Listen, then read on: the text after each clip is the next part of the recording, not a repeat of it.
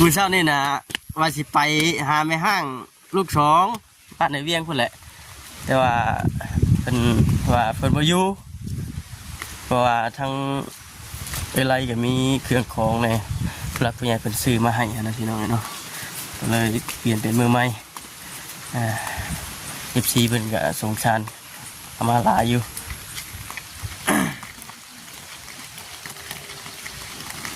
เป็นได้ใดเปอร์เซ็นต์คือว่าช่วงหลังๆนั่นคือเห็นทางอันเราในบ่อครับว่าอันคนเฮาไปนั่นอยู่คือว่ารถนี่นะทักปัญญังบ้านนี่เนาะแล้วนี่มานอนอยู่พี่บ่บัดมานอนโอ้เอาอันบ่อนจะนอนหั่นดิของเพิ่นแต่เฮาอยู่หั่นถึงได้บ่ปีปลายเลยอยู่อันเพิ่นให้เฮ็ดหยังคือว่าอยู่ดินเพิ่นก็อยู่ล่านี่บ่มีไปอยู่มันมีพายุอะไรอยู่ปกติแต่ว่าเพิ่นมาปลุ๊กมาอย่างก่อนบ่จะอยู่เพิ่นมาปลุ๊กมาสั่งก่อนแล้วจะเนาะแล้วเลยมาอยู่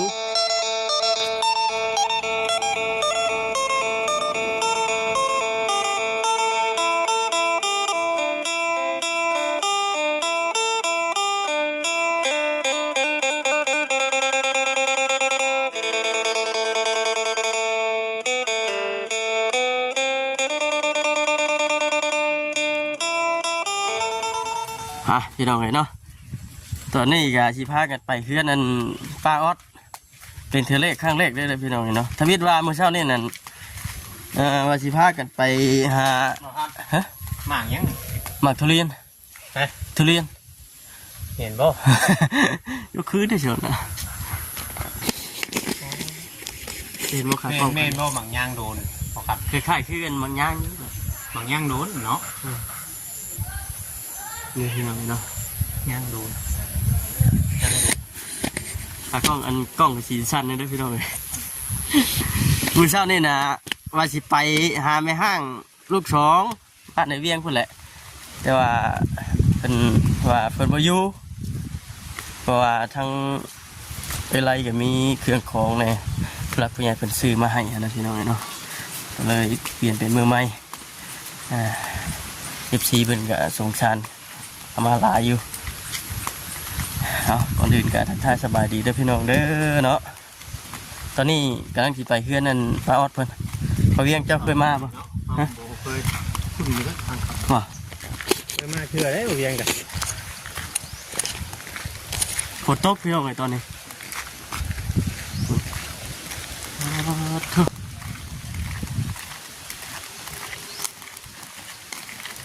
ถ้าสบายดีทีหนึ่งได้พี่น้องเด้อเนาะ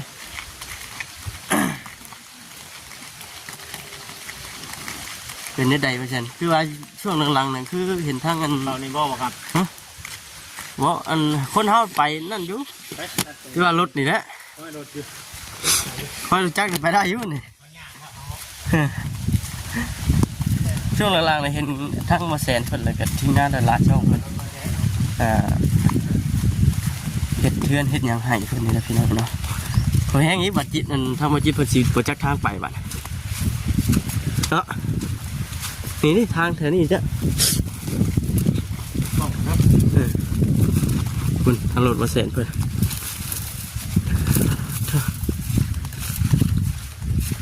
ทางมาแสนเพิ่นกับรถไปกันเนาะวันนี้อยู่ทางเพื่อนสบายเพิ่นพี่น้องเด้อแบ่มือนั่นน่ะคนในบ้านข่อยกับเจ้าขาย18 โตแต่ละ18 ล้านคือเพลงแค่ตัวน้อยตัวใหญ่ไล่ตัวละล้านวัดจะว่าผู้ซื้อถึงคุ้มบ่หรือว่าผู้ขายและคุ้มเนาะผู้ขายวะนี่พี่น้องแม่โอ้จะได้ส้นกระต๊อบล้อนี่ได้ใช่พี่น้องเนาะฝนตกเลย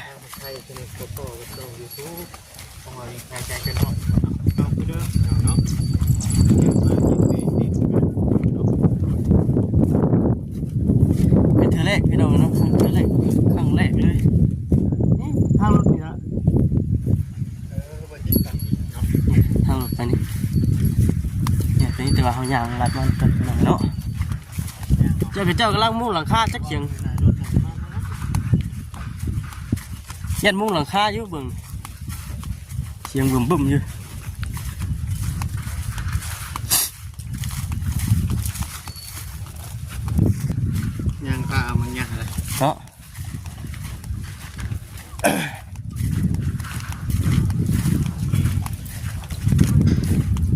เฮาเพิ่นว่าสิมื้อ เดี๋ยวนี้เป็นดินจัดขันแรงน้องครับ ยันแม่นอยู่ข่อยว่า เป็นลบเบิ่เลย มันเป็นลกเ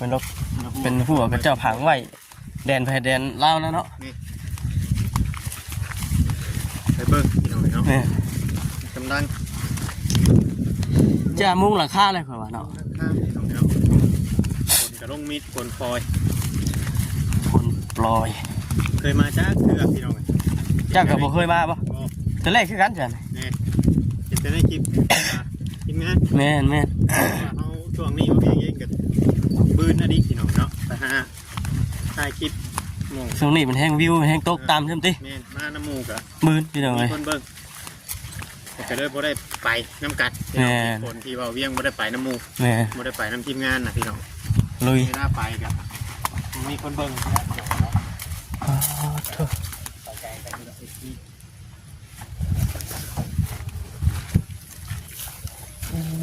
เนี่ย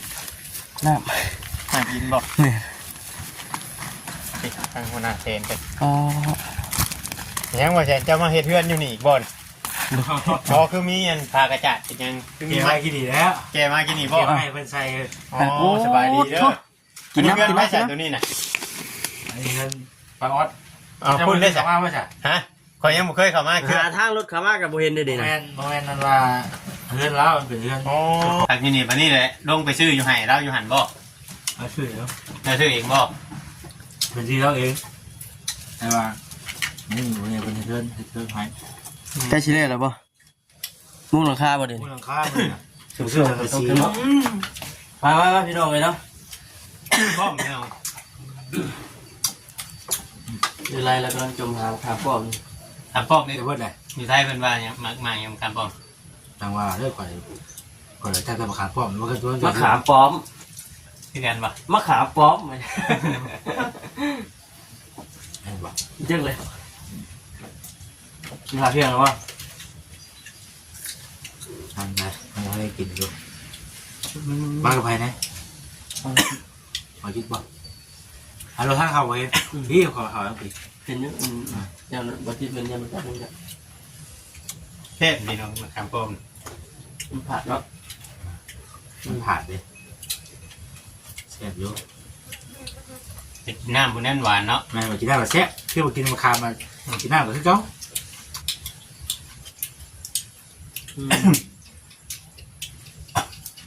ให้จะอันเจ้าของเงินเรามีคุณบอก ฮะ มันไปเอาไปทัน แม่คนลงไปบนเพื่อนยังต้องออก เป็นได้คลิปมันเพิ่มมากขึ้นเนาะ นี่งามอยู่ว่าแถวนี้ สัญญาณบ่กะอยากกุ้งยากเลยเขาเลย เนี่ยติ๊ก ยากอยู่บ่คือเฉพาะขั้นตอนแล้วออกไปนอกเลย ต้องใจหมู่บ้าน ลงติ๊กลงอย่างก็ต้องลองคุณเนาะ นะเขาว่าต้าว่าเปียกเอาเพิ่นลงไป นี่แกมาขังเงื่อนเพิ่นบ่ แม่ แกมาไว้ไหนก่อน มันอย่างก้อนพอยังไม่ใส่มื้อนี้เด้ยังมาใส่มื้อนี้ ว่าง่ายๆว่า อันนี้เจ้าของดินเพิ่นปลูกไว้ตามดินภายดินมันเนาะ แม่ พอดินแถวนี้จะคล้ายๆดินแจ๊สันเนาะ แม่ เป็นดอกนี่ผู้ใดบ่มีได้ได้มาใส่อยู่นี้ เรามาอยู่นี้ กาคอยกันวันนั้นเนาะว่าจะมีทั้งชีวิตดีๆแต่ทั้งเบาประมาณ เบาบอสเบาลีบอส วิกบ่ โอเคก็คือบ่เว้ยโอ้ยพอแล้วพี่น้องเอ้ย ให้กินให้แซ่บสิ ทั้งกินทั้งแค่มันหามันอันผ่าจริงตก สิยูชม สามก๊อก คอยวัดอะไรเลย เมื่อไรหน่วยนะบ่ เป็นห้อง เจ้าออกมาทางในนี่ ปลาอ่อนพ่อแถวนี้เลยขาบก็ได้เลยครับพ่อแถวนี้ อ๋อ ปางเนาะ ปลาเด้ ว่าง่ายว่ามีก๊กเมนมีรถเนาะ รุ่นนี้เฮมักมีเนาะอะไรเนาะ ก็ดินแห้งอะหน้าเขาบ่ได้มีเด้ครับ หมู่บ้านคอยมีค่ะมีบัตรปีช่วงคอยไปอยู่แรกๆป้องเอาเป็นกระสอบก็ได้ มาครับป้อมนะอันนี้บุมี มันมีเลย มีแต่ก๊ก เป็นน้ำคอยไปอยู่ จะมากินดิทางไรเรือนเพิ่นน่ะที่รุมเพิ่นบอก แม่แม่ลุงพุ่น โอ้ดุมพุ่นเพื่อนเขาจะตัววางกระตุกไปตัว ต่อไปบ่ต่อไปมีก็ข่อยกับว่าท่านได้ฮู้แล้วว่าเวียน ยังบ่ฮู้รายละเอียดบ่ กินน้ำรสบะเซน แต่จะออกไปพุ่นไหนก็ออกพี่คือเก่า บ่ข่อยออกไปคือเก่านี่ข่อยว่าหันหลังมาที่ซื้อ อ๋อยันมาจิตเราไปจักกลมเข้ามา เรื่องของมาตะพูนพูนเขาโกงมาพี่เลย ได้ให้เราตู้ค่ะตู้ถามเรากับมาโจทย์ไว้เพื่อนนั้นป้าเต๋อคนกันย่างมื้อนี้เนาะ เขาเนี่ยก็ย่างมากก็ได้ ใกล้ๆเนาะ ก็ได้มาเป็นน้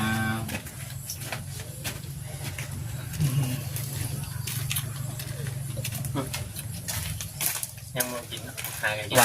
มันนั่งก่อนบ่พอเติมน้ ำคดีที่เขาบอกว่า ำเต็มท้องได้ ไก่ป่าอยู่รอบเดียวนี่โอ้ยเป็นไง ยันมันบ่เจ็บตัวนี้ได้เนาะ เดี๋ยวพ่อเราไปกินข้าวนี่ไปข้าว ยังทันได้กินข้าวบ่ อยู่ อ๋อจุกข่อยกินแล้ว เนี่ยนะ เรียบร้อยแล้ว กินแล้วผ่านเข้ามาดิ ทานข้าวมานี่ก็สิลงไปเบิ่งเพื่อนป้าเต๋อได้บัดนี้เด้อ นี่ปลาออด ป้าออดเนาะป้าเต๋อตัวนั้นเนาะเพราะว่าเฮาบ่เคยเข้ามามันอยาก อยากลงเลยเนาะ เคยเข้าหาแต่ป้าเต๋อเพราะว่าข่อยเคยเข้าหาแต่ป้าเต๋อนั่นป้าออดนี่ข่อยยังบ่เคยมาเทื่อ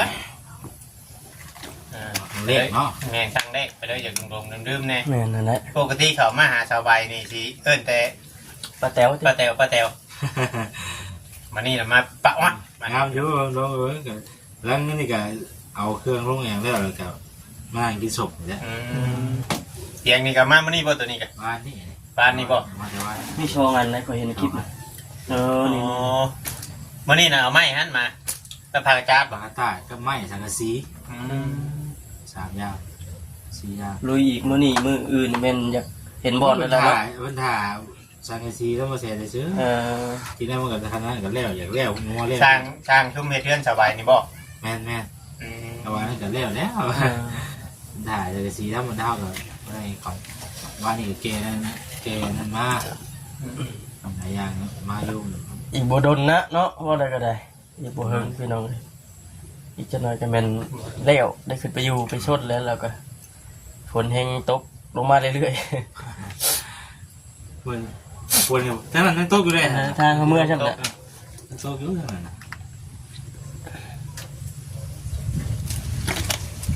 ใกล้แล้วบัดเตียวกันแล้วได้พายแล้วก็แล้วแล้ว ออด บอกไปนะมึงเว้ย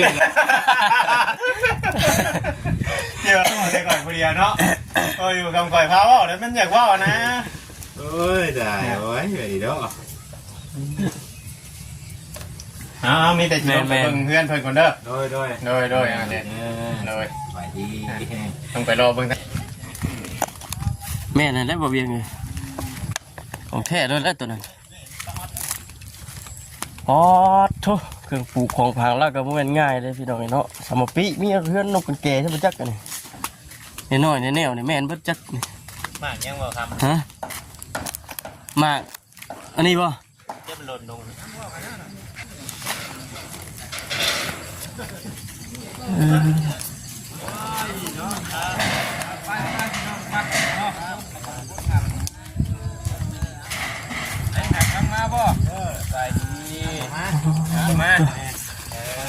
ทางนั้นก็ได้ ออกไปได้เงินสบายนะอยู่บ่อยู่สบาย สวัสดีเด้อ เนาะยังกี่คือเก่า บ่เว้ยอันนี้กินบัดเพชร บ่คือเดียวยังใหญ่คือเก่า เริ่มแล้วเริ่มเนี่ยใครเนี่ย นี่ นะ มาขามป้อมลายแถวนี้เนาะ โอ้ดุกๆเลย กินกับไข่แล้วมันไก่ปลาอยู่แถวนี้จืดครับปลาท่าน ยังว่านี่กินแล้วปลอดภัยเบิ่งนู่นหันเนาะ เดินก็อีกใกล้ชิแล้วเลยเนาะ ลูกไงลูกทับเหนียวแล้วเดี๋ยวมื้อนี้ เกือบหักบ่ ออดได้ยินบ่มึงรอดอ่ะพุดเด้อสบายดีปอด สวัสดีค่ะ สบายดี สบายดีเด้อ ทุกคนพี่น้องไงเนาะได้แล้วบ่ได้แล้ว สบายดีเด้อป้า หากไม้ได้มาแต่เพื่อนสบายลงมานี้หาทางเข้าอยู่ยิน เนี่ยบัดเป็นที่ หาเวียนย่างมาไป ป้าว่าจิตไปพูดได้ ร บ่ ถนะทางรถเข้า บ่ มา ยังบ่เคยมาหาป้าเพิ่นจัก พุ่นบ่ ทางเล็กพี่น้องเนาะ แสดงว่าเลยผ่านไปอันทางเขาเพื่อนกันสบายเนาะ ตรงนี้บ่ว่าชาละหัวนี่บ่เกี่ยวมานี่บ่เคยเฮาถ่ายแล้ว นี่แหละบ่ โอ้เจอหนังเจอหยังเรียบร้อยเนาะ ทักปันยังบาดนี่เนาะ แล้วนี่มานอนอยู่พี่บ่บัด มานอนที่ โอ้ เอาอันบ่อนจะนอนหั่นดิของเพิ่นแต่เฮาอยู่หั่นถึงเด้อบ่ปีปลายแล้ว อยู่อันเพิ่นให้เฮ็ดหยังคือว่าอยู่ดินเพิ่น ไปอยู่ล่าไง อยู่ล่านี่บ่ มีไปอยู่ มันบ่มีประโยชน์เลยอยู่ปกติแต่ว่าเพิ่นมาปั๊บเพิ่นมาปลุ๊กมาหยังก่อนบ่เจ้าจังมาอยู่เพิ่นมาปลุ๊กมาสร้างก่อนแล้วจ้ะเนาะแล้วเลยมาอยู่ มันบ่มีคนอยู่แล้วเจ้าก็อยู่ ที่มันก็มาอยู่แล้วพอดีพ่อมันเสียอยู่ในเมืองแล้วพอดีก็ผมมีมันอยู่แล้วพอดีมาอยู่ อืม มันเป็นงานหา เลี้ยงแบ่จ้างเพิ่นบ่หรือว่าสิพ่อแม่นี่ของเพิ่นบ่ แม่แต่ข้าวพ่อเป็นยัง วันนี้บ่ได้มีบ่แม่น แม่เป็น บ่ทำมีทางชื่อนะเออ มีแต่ข้อก็ชื่อข้อกับขี่มันนั่นแหละเนาะ เพราะว่าแบ่ของแบ่ก็มีไอ้3ชื่อแบ่อยากได้แบ่อยู่เด่นมีคนอยากขายอยู่ เพิ่นต้องการแบ่ด่วนเลยเดี๋ยวนี้ บ่มีเนาะ โอ้ยก็สิได้ขึ้นไปอยู่แล้วมาเอาเลยบัดเนาะ มีเสาอยู่มีมาทางไหนบ่อ๋อมาทางไหนสองต้น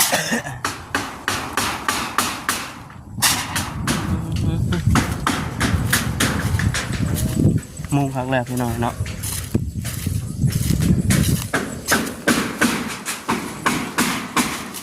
อยู่เสามันใหญ่อยู่เนาะ บ้านป้าออดเพิ่น ใหญ่กว่าเสาเพื่อนนั่งใบได้นี่เนาะเมนพักจะดี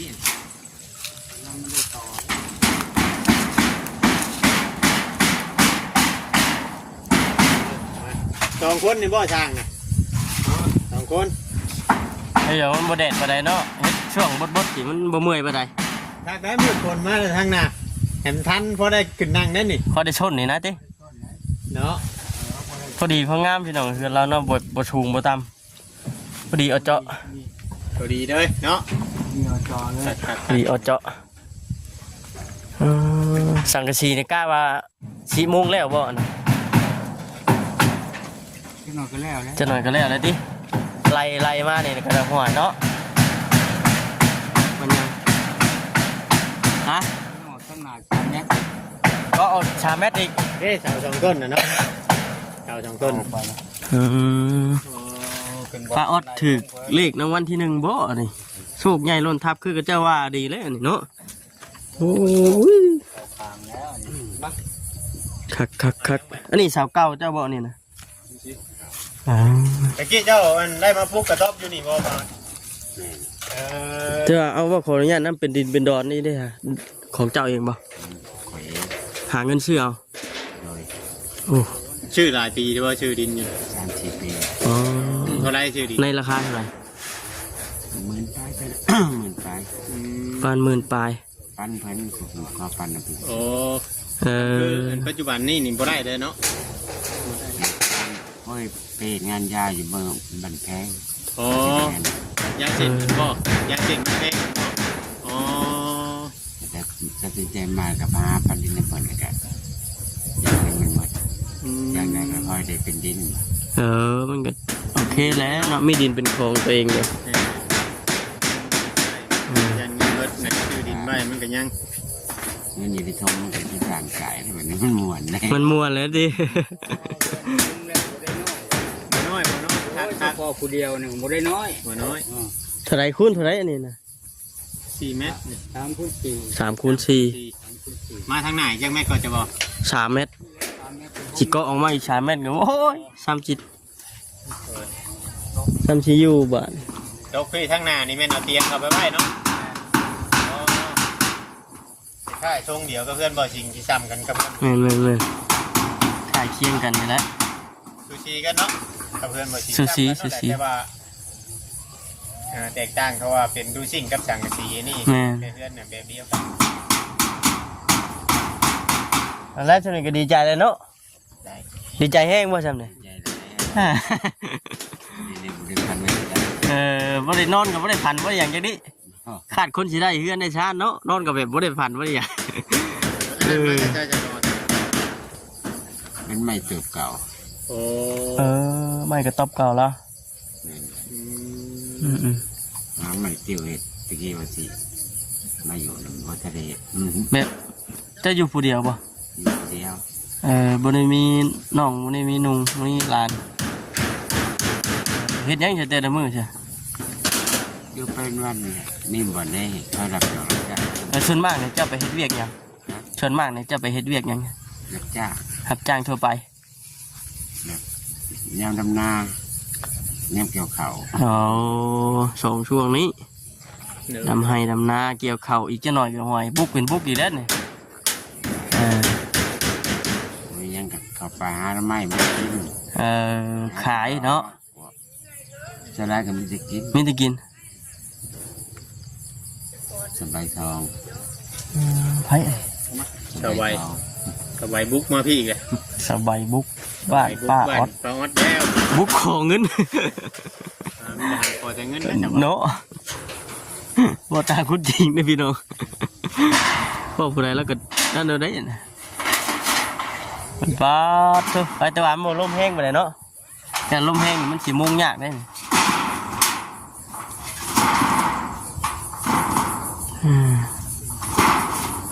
คักปัญญังเลยพี่น้องพอดีเอาเจาะเลยกับที่ดินหน้านี่กันนะ ใช่ ไม่ได้นับบ่